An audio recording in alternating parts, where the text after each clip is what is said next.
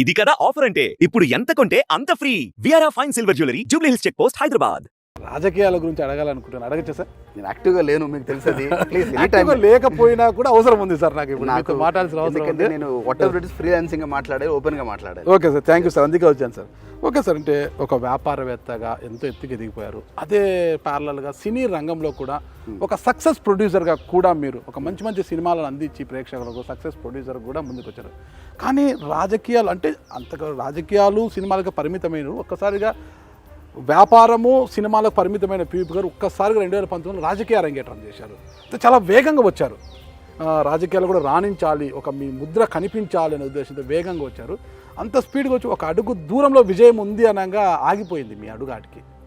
అసలు ఏం జరిగింది? అదే మీరు ఓడిపోయింది కూడా స్వల్ప తేడాతో, పెద్ద తేడా కదా. 5,000 నాకు తెలిసి, ఐ థింక్ 5,000 అనుకున్నాను. ఒక ఎంపీకి 5,000 అనేది అసలు చాలా నథింగ్ కదా. అసలు ఏదో చిన్న మైనస్ వల్ల ఏదో ఓటమి జరిగింది. మరి ఆ ఓటమి మిమ్మల్ని కలచివేసి మీరు రాజకీయాలకు దూరం అయ్యారా? నిజంగా రాజకీయాలంటే విరక్తి చెంది దూరం అయ్యారు సార్ మీరు? Never judge a person by the successes is had. Success అని చెప్పిన పర్సన్ జడ్జ్ చేయొద్దు. ఎన్నిసార్లు కింద పడి లెగిసాడో అది చూసి జడ్జ్ చేయండి. So failure will never డెటర్ me down. Election అనేది అది ఒక రోజు అయిపోయింది, నెక్స్ట్ డే మార్నింగ్ వర్క్ వచ్చేసాను. Okay, it wasn't easy. అంత మీరు చెప్పినట్టుగా స్టాప్ షాట్. ముందు నుంచి నాకు ఒక పబ్లిక్ ఆఫీస్లోకి వెళ్దామని ఎందుకు కాలింగ్ అనేది ఏంటంటే, మన చిన్న కుటుంబం నుంచి వచ్చాము, దేవుడి దయ వల్ల ప్రపంచం చూడగలిగాము.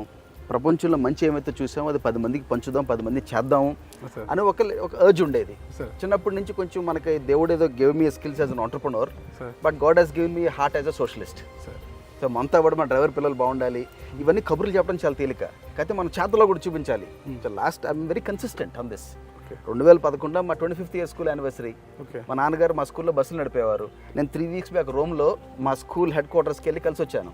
రోమ్లో 1903లో వాళ్ళు ఇండియా వచ్చి 127 స్కూల్స్ పెట్టారు, బ్రదర్స్ ఆఫ్ మాంట్ఫోర్డ్ అండ్ గేబ్రియల్ అని. అక్కడికి వెళ్ళి కనపడొచ్చాను, ఎందుకంటే మా నాన్నగారు ఆ స్కూల్లో బస్సులు పెడతాం వల్ల మా ఫ్యామిలీ ఎస్టాబ్లిష్ అయింది.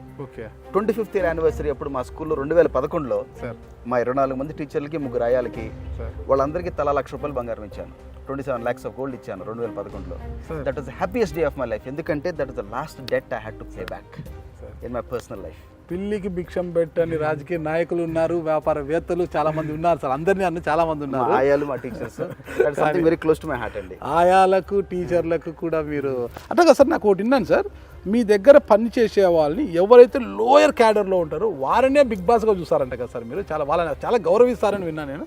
నాకన్నా మన బ్లూ కాలర్ వర్కర్స్ మన ఆఫీస్లో ఉంటారు, వాళ్ళకంత మెచ్యూరిటీ, వాళ్ళకంత ఇంటెలిజెంట్, వాళ్ళ పని ఎందుకు చేస్తారండి?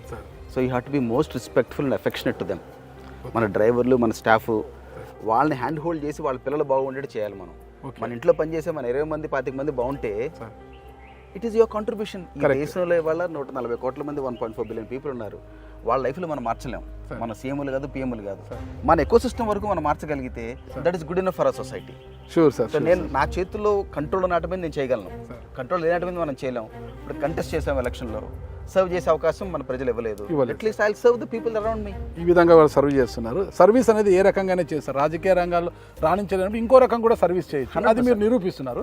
ఓకే సార్, ఇప్పుడు రాజకీయాల్లో గెలుపోవటములు సహజంగా ఉంటాయి సార్, కానీ మీరు స్వల్ప తేడాతో ఓడిపోయిన తర్వాతనే వచ్చి మీ వర్క్లో మీరు పడిపోయారు. ఎందుకు రాజకీయాలకు దూరం అవుతారు? అయితే మీరు ఎప్పుడైనా ఏది కూడా మనసులో పెట్టుకోరు, బయటికి మాట్లాడతారు ఓపెన్గా, మంచి అయినా చెడైనా అంటుంటారు. అందులో భాగంగా ఐ థింక్ 2019 సెప్టెంబర్ అనుకుంటా వైఎస్ఆర్ కాంగ్రెస్ పార్టీ అధికారంలోకి వచ్చింటే మీరు అదే పార్టీలో ఉన్నారు, పోటీ చేసి ఓడిపోయిన పార్లమెంట్ అభ్యర్థి మీరు. 2010 సెప్టెంబర్లో ఒక ట్వీట్ చేశారు మీరు, ఈ గవర్నమెంట్ అదృష్టవశాత్తు ఒకసారి వచ్చింది, ఇదే లాస్ట్, ఈ గవర్నమెంట్కి ఇక లేదు, ఈసారి మళ్ళీ గవర్నమెంట్ వస్తే సింగిల్ డిజిట్తో పరిమితం అవుతుందని మీరు ఆ రోజే జడ్జ్ చేసి చెప్పారు. అసలు ఎందుకు ఆ రోజు ఏమైనా మీకు ఏమైనా నష్టం జరిగిందని ఒక కసితో చెప్పారా? అంటే ఎందుకు చెప్పారు అసలు అలాంటి మాటలు, అలాంటి ట్వీట్ ఎందుకు చేయాల్సి వచ్చింది?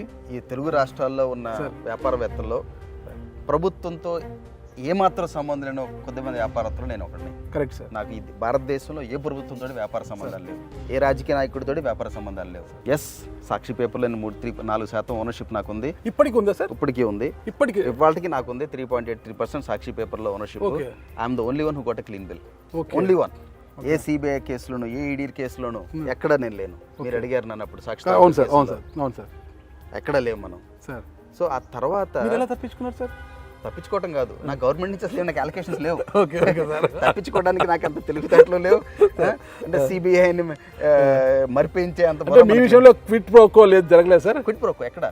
మీరు ఒక చిన్న ఆర్టీ అప్లికేషన్ ఇస్తే వస్తుంది మీకు. గవర్నమెంట్ దగ్గర అంగుళం స్థలం తీసుకున్నా మీరు, it is in public domain. ఎందుకు ఎలాంటి లాభాపేక్ష లేకుండా సాక్షిలో మీరెందుకు వాటా పెట్టారు అసలు? Share it is more of a buyback arrangement.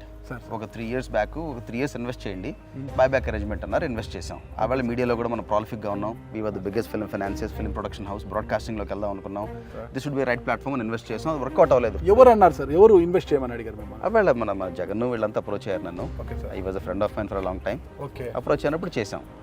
ఆవేళ అనుకున్నాయని లుకింగ్ బ్యాక్ లైఫ్లో ఎప్పుడు వెనక్కి దూరినప్పుడు చూస్తే అంత మెచ్యూర్గా డెసిషన్స్ ఎలా తీసుకున్నాం అనిపిస్తుంది. లైఫ్లో చాలా ఉంటాయి అట్లా.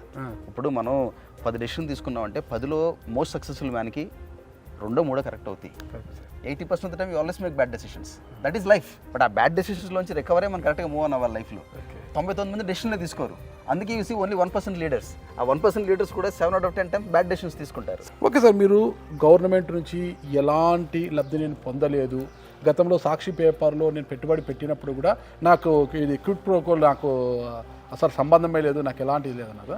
అలాంటిది మీరు దాదాపు 6 కంపెనీలను పెట్టి అమ్మేశారంటున్నారు. ఎలా సాధ్యం? అది ఒక తెలుగువాడిగా మీరు మన వాళ్ళంతా కూడా అంతంత ఉన్న పరిజ్ఞానాన్ని బయటికి తీసుకెళ్ళి దాకా అక్కడ కంపెనీలలో పనిచేస్తూ ఏడో విదేశాల్లో వెళ్ళి కంపెనీలు పెట్టుకొని ఆడ చేస్తున్నారు. మీరు 6 కంపెనీలను పెట్టి దాన్ని ఒక స్థాయికి తీసుకొచ్చి అమ్మేశారు సార్. మీరు ఎలా సాధ్యమైంది సార్? 96లో ప్రోకాన్ అనే కంపెనీ స్టార్ట్ చేశాను సార్. 98లో అమ్మాను సార్. ఏంటి సార్ ప్రోకాన్ అనే company? IT consulting company. Okay, right. ఆ తర్వాత ఈ బిజినెస్ సొల్యూషన్స్ కంపెనీ, ఆల్బినోర్ అనే కంపెనీ అని చెప్పి దాన్ని ఎస్ఎస్ఐ అమ్మాను 2000లో. లార్జెస్ట్ క్రాస్ బోర్డర్ డీల్ అది. ఆ తర్వాత 3వది first KPO company in the world. 20లో ఇన్వెస్ట్మెంట్ బ్యాంక్ రీసెర్చ్ చేసేవాళ్ళం. అది క్రిసిల్ కమ్మాను. క్రిసిల్ అంటే ఇండియా భారత ప్రభుత్వాన్ని రేటింగ్ చేసే కంపెనీ నా కంపెనీకి ఉంది. 50% ప్రాఫిటబిలిటీ దాందే. ఆ తర్వాత కార్వీ అనే సంస్థ ఇన్వెస్టర్ గా ఉన్నాను. అది జనరల్ అట్లాంటిక్ పార్ట్నర్స్ కమ్మాను. సచిన్ టెండూల్కర్తో కలిపి ఒక స్పోర్ట్స్ కంపెనీ బిల్డ్ చేసాం. అదే అమ్మాము. ఏది sir sports company? Blasters, Kerala blasters football team. ఆ తర్వాత బ్యాడ్మింటన్ టీం ఉండేది. ఐపీఎల్ టీం బిడ్డింగ్ చేసాము. ఎవ్రీ పెన్నీ ఆఫ్ మైన్, నా జీవితంలో ప్రతి రూపాయి, నా 23 ఏళ్ల వయసు అప్పుడు ఇండియా వదిలినప్పటి నుంచి ఇవాళ నా 53 ఏళ్ల వయసు వరకు ప్రతి రూపాయికి బ్యాంక్ స్టేట్మెంట్ ఉంది, ప్రతి రూపాయికి కట్టిన ట్యాక్స్ ఉంది నా జీవితంలో. అంత తెల్ల కాగితం, it's an open book. Super తెలుగువారి యొక్క తెలుగువారి ఆత్మ గౌరవాన్ని ప్రపంచవ్యాప్తంగా మీరు నిలబెడుతున్నారు సార్. Thank you. ఫైనల్ ఒక్క ప్రశ్న సార్ నాకు. ఈ క్రికెట్ ఐపీఎల్ బిడ్డింగ్ ఉంది కదా సార్? అవునండి. సన్ రైజర్స్ హైదరాబాద్ ఉంది సార్. మనకు ఏపీకే టీం లేదు సార్. ఏమన్నా త్వరలో మీరు ఏమన్నా బిడ్డింగ్ అంటే ఏపీకి ఒక టీం ఏమైనా తయారు చేస్తారు? అప్పుడు ఐపీఎల్ టీం బిడ్డింగ్ వెళ్ళింది నేనే. డెక్కన్ చార్జర్స్ నేను బిడ్డింగ్ వెళ్ళాను. ఓకే. 29 బ్యాంకులు డీసీకి క్యాన్సిల్ చేశారు టీము. నెక్స్ట్ డే బిడ్డింగ్ పెట్టారు మళ్ళీ సన్ రైజర్స్ వచ్చినప్పుడు. అప్పుడు నేను సన్ నెట్వర్క్ ఇద్దరు బిడ్డింగ్ వెళ్ళాం. వాళ్ళు నాకన్నా బెటర్ నెంబర్ వేశారు. వాళ్ళకి టీం వచ్చింది. But definitely if IPL opens up definitely will do it. Okay sir. Suman టీవీలో మీ పర్సనల్ అండ్ బిజినెస్ ప్రమోషన్స్ కోసం కింది నెంబర్కి కాంటాక్ట్ చేయండి.